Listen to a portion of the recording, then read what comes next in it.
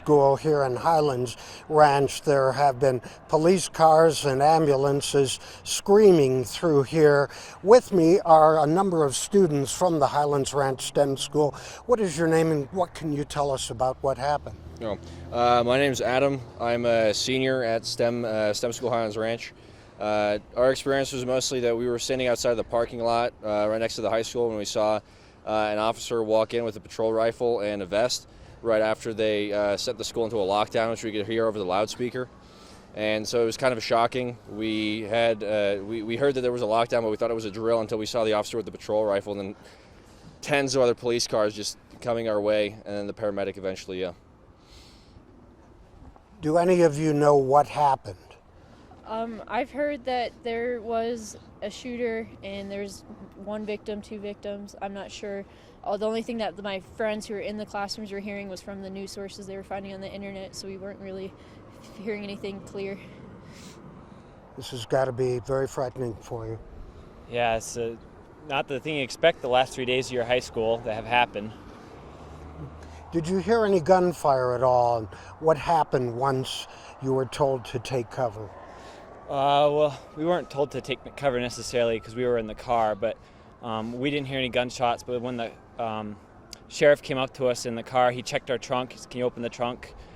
And then he backed us out of the parking lot, kind of directed us by person, and we drove off from there.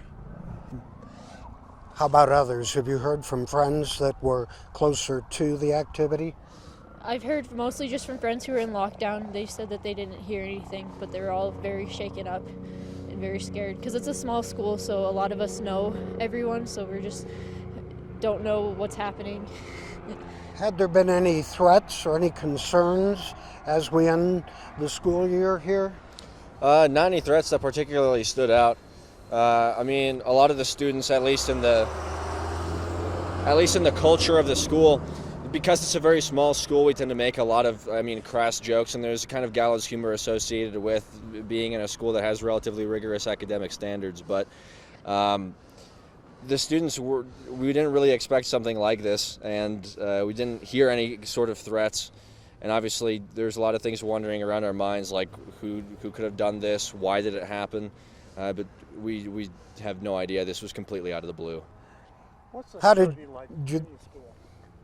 Is there a security guard? Is there a? There's a counselor. We have multiple counselors, and we have security at the school as well.